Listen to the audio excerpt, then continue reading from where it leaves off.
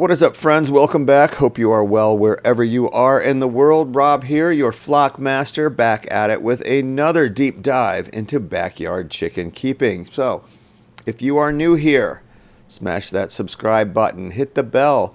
We are all about real talk on raising happy, healthy flocks without any of the fluff. Today we are tackling a hot topic mentioned in videos earlier.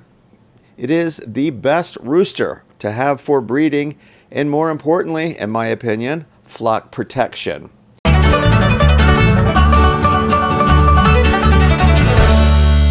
Roosters, the kings of crow that make or break your setup. And I've got over a decade of small flock experience, and let me tell you, picking the right rooster isn't just about looks or that epic morning alarm. It is about keeping your hens safe from predators and pumping out those fertile eggs for hatching and expanding your flock due to chicken math. Also, picking the right rooster will help you not turn your yard into a gladiator arena. So let's get into this, all right? Why even bother with a rooster?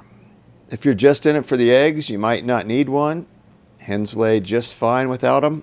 But if you're like me and you want to breed your own birds, you want to free range your flock, you want to expand your flock naturally and add that extra layer of security against hawks, foxes, the neighborhood dogs, a good rooster is absolute gold. He will watch over the girls, he will call to them for food when he finds food, and even break up hen fights. Plus, breeding means self-sufficiency. No more ordering chicks every spring. Here's the catch.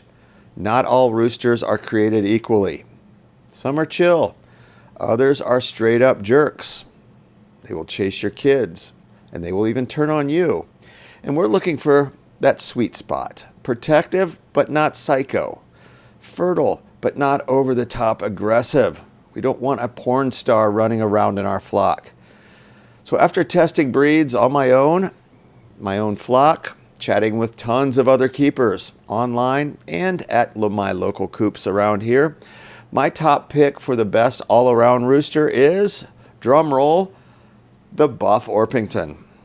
These guys are legends. Picture a big, fluffy golden teddy bear with feathers.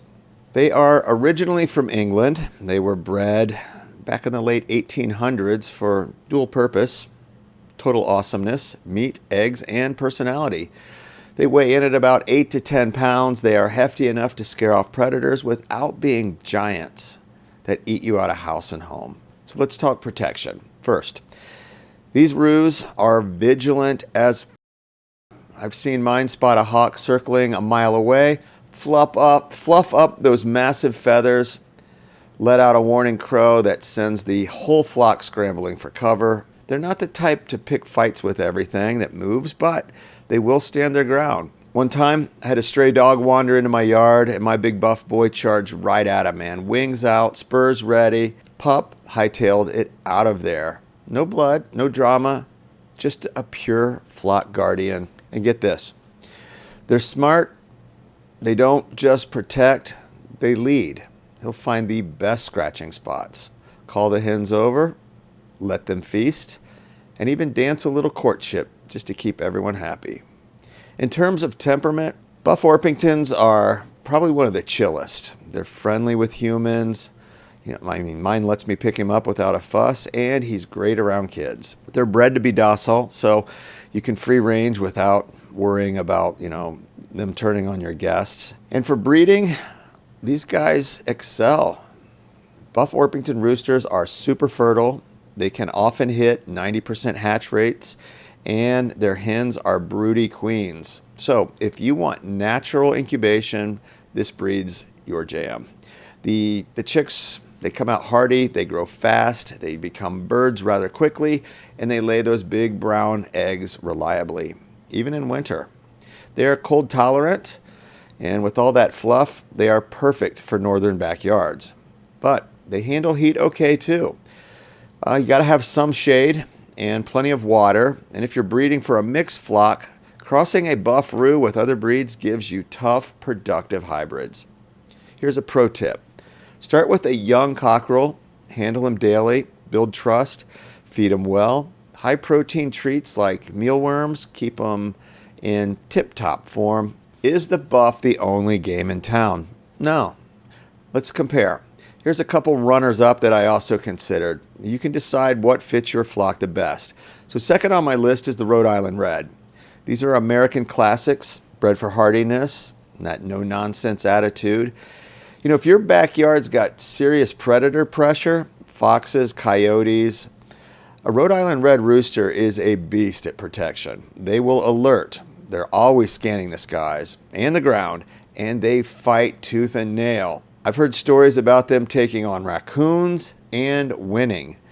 Breeding-wise, they are top tier, high fertility, and their offspring are egg-laying machines, up to 300 brown eggs a year per hen.